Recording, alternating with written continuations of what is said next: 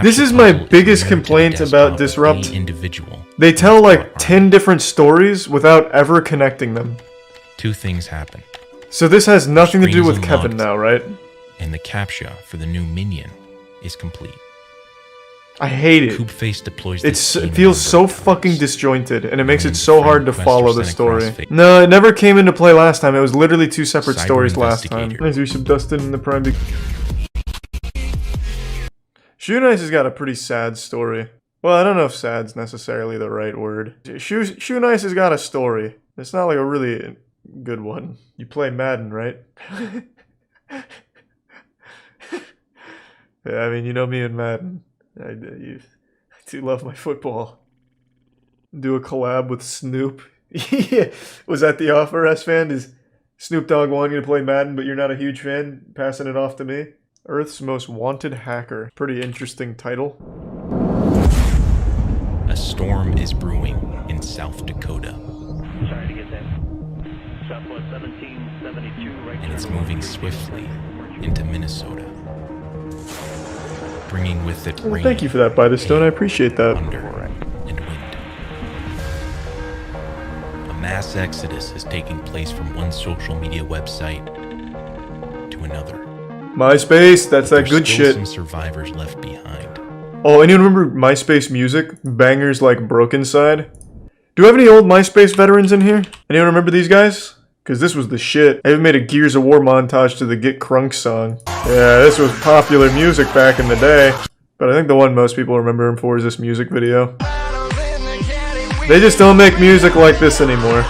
I was actually thinking about them the other day. They made music all the way up until like 2019, if you can believe that. They're prompted to install a video player update. This unsuspecting computer is now a zombie. You are watching Disrupt. Congratulations, you won. Congratulations, you won. Congratulations. Yes. An antivirus company announces a discovery. Is it McAfee? God rest his soul. Typically, URLs are hosted on a single web server through a single internet protocol address. If one is found to be malicious, it's fairly easy to chop it down from the root by blocking the IP. But these URLs are utilizing a tactic known as fast flux. In a fast flux network, the IP address of the domain name is constantly switched out, making it near impossible to find the core of the infection. We see variants appearing that are created from the original MySpace exploit. Skype is literally a Microsoft malware. Targets Twitter. I hate Skype. Shit's garbage. Always has been. Makes its way onto the Macintosh ecosystem. An ordinary website. No, not video Download games. files from Oh my god. Coopface covers the otherwise safe download button with an HTML iframe. This sends a PDF file to the user that, when opened, scans the computer. It's searching for a file transfer protocol. If found, it will send out a message to the other bots, who will subsequently use the exploited username and password to make a new home within its victim. Damn. What an asshole. Each newly infected host, the botnet grows larger, creating a decentralized, untraceable network that churns left, churns right, goes up, and goes down on the whim of whoever has the steering wheel. Oh my god.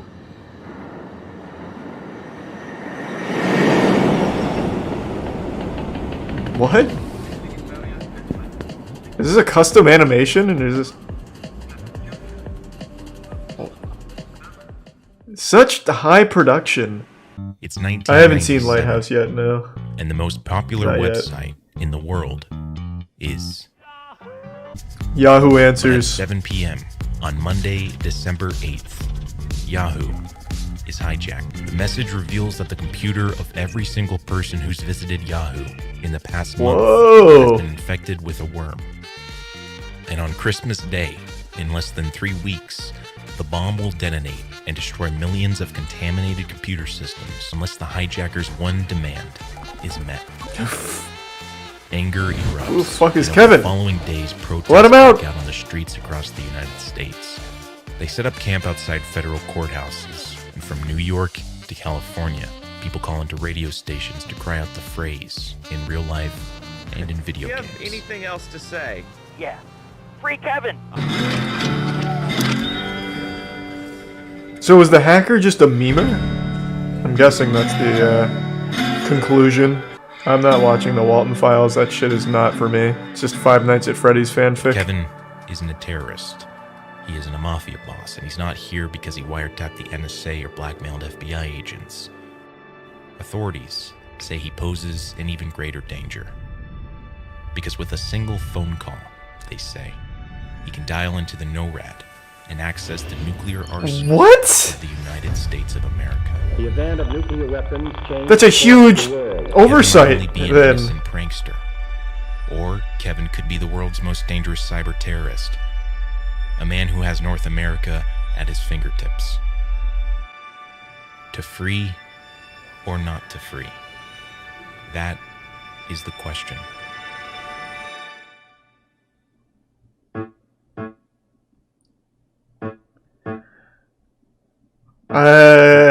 I say let him out.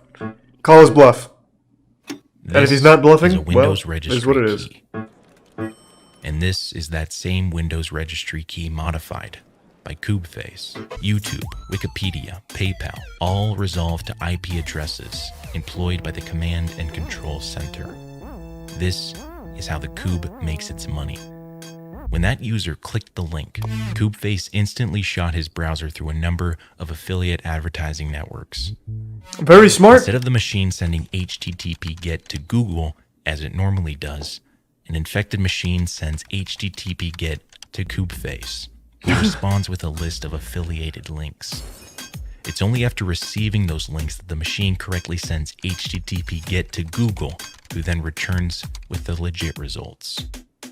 The first result corresponds to the first affiliate link, and when clicked, for just a brief moment, an advertisement. After that process, the used affiliate link is scrubbed, and a new one takes its place. These systems may offer I $2 don't per get it. 1,000 users that click the affiliate link. Multiply that by hundreds of thousands of infected bots across the planet, clicking links all day. and at Where this would they point, get the Kubeface's affiliate command links, and though? control They'd center have is to be in passively pulling in. contact with the companies, right?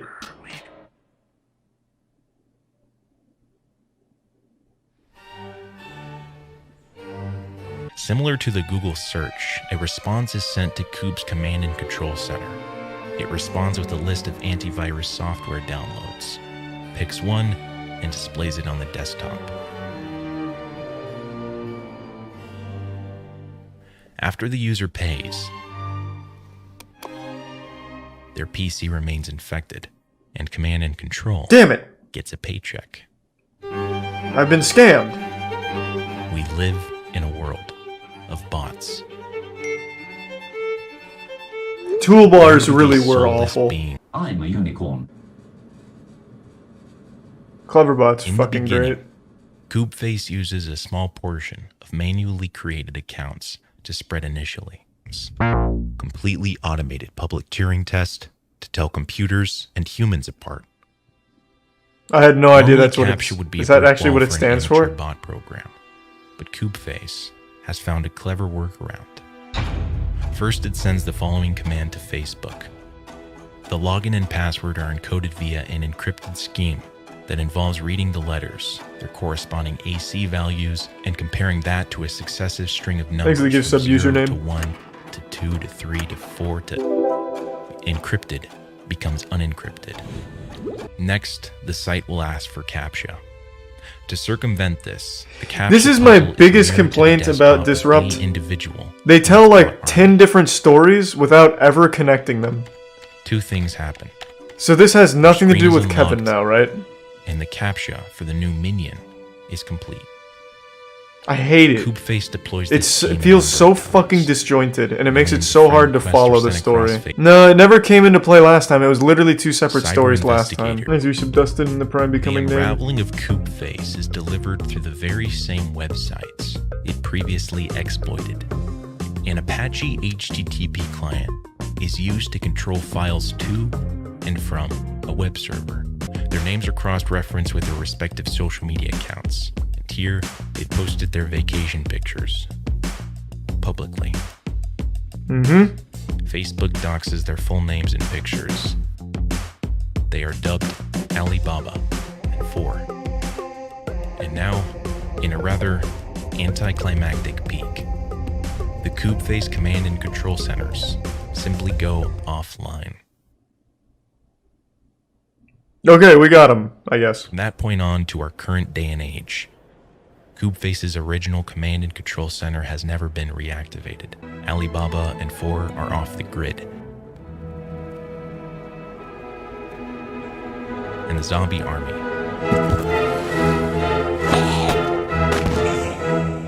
remains dormant. Something like 24 people show up, each one almost as much of a nerd as the worst of a ham radio enthusiast. A folder on the wall holds up sheets of paper listing dial-up numbers for every wire center in Southern California. Armed with this list and login credentials, I'd have the ability to control any phone line in Pacific Telephone's Southern California service area. Hello. I tell the guys, let's take the manuals to a copy shop, run off a copy for each of us, then return the manuals before people start coming back to work in the morning. It was the most stupid decision of my early life. We drive around looking for a copy shop but can't find one. It's 2 a.m. So I take the manuals home with me. But I have a bad feeling about them. So I throw it all in some trash bags and give them to my accomplice. Tell him. So, but why? Why? Like, what was all this for? An unknown teenager has hacked a new network known as NORAD. It's an organization that provides aerospace warning and protection for North America. And this kid infiltrated the system just to have a look around. The move is so bold that it inspires the film War Games. Oh, really? That's actually pretty cool. Journalist John Markoff gets in touch with Kevin. I love War and wants Games. him to I used to be love part that of his new movie. book on hackers named Cyberpunk. Game sucks. He's gained a reputation as a master of social engineering, but he's not interested in the money on offer. He wants to maintain a low profile, so he refuses to be Yeah, I understand this is Kevin now, much to but the why? displeasure of John Markoff. Like, I don't understand at all. On And what does this have to do with summer's day in Coopface? Kevin pulls out of the Stephen S. Wise Temple, where he works as a receptionist. In his rearview mirror, he thinks he sees a group of 3 men following him in a Ford Crown Victoria. He pulls a U-turn, and sure enough, they do the same. Kevin speeds down the I-405, and the car races after him. Suddenly, one of the men places a cop car flasher on the roof of the car, and now the sirens are crying out. Kevin pulls over. The officers rush up. They scream. Kevin is dragged out, handcuffed. His car is ransacked, but there's no signs of any bomb. You're not gonna find it! By now, he's a veteran in deception. The judge agrees and orders that Kevin serve his sentence in a halfway house for those with compulsive Oh, he's hacking the court Kevin system. laughs as he's listening to the ruling. He was arrested for tricking his way into a computer system, and now he deceives the judge into thinking that he's the victim of his own crimes. An idea appears. If he gets caught, he'll be sent to jail, but if he doesn't, then he'd have fooled the authorities right under their noses. Soon, he has all the passwords and credentials. Fooled them how? What? How does He it? controls How did he fool the them? company's voicemails. What do you Kevin is like? on the What? run for 2 years. He loses 100 pounds. When he learns that how a criminal walks is the #1 way they're recognized, he puts pebbles in his shoes to change his stride. He uses over a dozen different names. His favorite is Eric Wise. He begins a crime spree that infiltrates the world's biggest companies, Nokia. The companies say the damage from the hacks totals. Kevin sips his coffee as he reads the paper, and suddenly, a chill passes down. What is he hacking though? Like, what is he doing to those companies? Positions outside the house in California. They see their targets. So Kevin gets into Nokia, then what? Burst in and draw their weapons, and the man denies that he's Kevin Mitnick. He's a Middle Eastern immigrant. Doesn't even own a computer. Steals money. More than How? 2,000 kilometers away. So he gets into Nokia's throws what? his paper to the ground. Intern's laptop, and he's stealing money? Blazoned on the front page of the New York Times. Kevin is adamant the stories in the articles are lies. He never hacked into NORAD or wiretapped the NSA. But if you believe Kevin, then you shouldn't trust anything you've heard so far about Kevin. He takes on mythical status overnight. The little-known prankster is now public enemy number 1 of cyberspace. Kevin walks the streets of Seattle in a daze. Many of the passing faces on the sidewalk seem to be staring straight back at him. He hears the faint sound of a helicopter in the sky, feels his heart beginning to thump. No one seems to notice the helicopter, but they do notice Kevin. He hurries into the courtyard of an apartment complex and uses the tall trees as cover, peering through the leaves. Kevin tosses. So do I believe this now? And bursts into a full-on I was just sprint. told not to believe He Kevin. gets away. It's so much style, like it's so high effort, but it cannot America's deliver an top cybersecurity actual cohesive experts narrative. is finalizing plans to leave for This a is ski vacation 2 in a row, Alaska. 3 I think. And suddenly, Like I love the style of these videos, but my fucking god, it can't tell a story. Your security technique will be defeated. Your technique is no good. to someone like him, the attack and subsequent taunts are an act of war. A man steps out onto his balcony in Raleigh, North Carolina. These aren't just stock images and shit, they have their own little custom animations they play. It's very high effort shit, The FBI agents take their but positions. none of it outside the actually house. helps with the They story. see It's their just target sitting inside. random sentences that don't even John fucking Marco connect to marches each from the other. street. The agents burst in and draw their weapons, but find nothing. The man furiously denies that he's Kevin Mitnick. He's so convincing, the FBI agents are about to leave. But then, an agent notices an old ski jacket in the cupboard. He empties the pockets, and out falls a pay stub.